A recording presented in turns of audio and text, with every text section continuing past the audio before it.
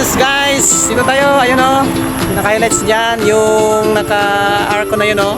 Gawa ng tao yan. Heh, kaya heh. Hello, heh. Kaon sa pagsagbot.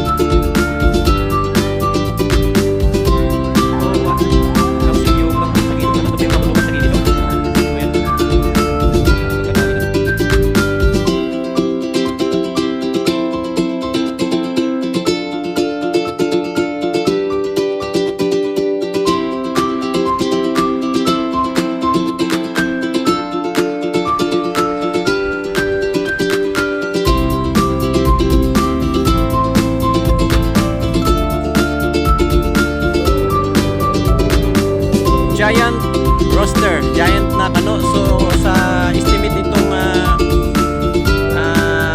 giant na manok na ito, nag-i-estimate ito ng height nito mga nasa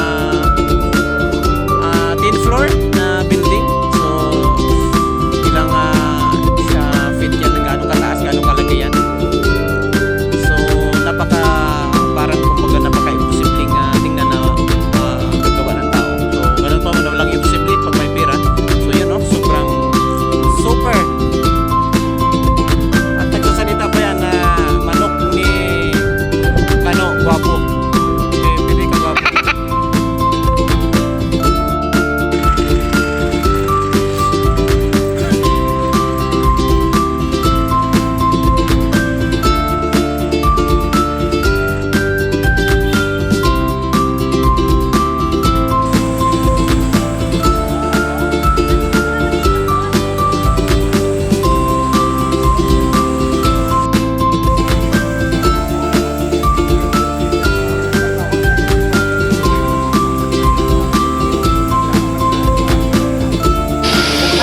So dito tayo maka-experience na ang init ng tubig ay kayang lutuin yung itlog pag nagkatay tayo ng manok.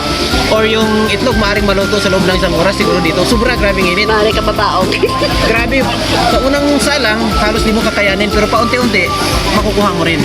Kaya super sa mga rayuma. Punta na kayo dito.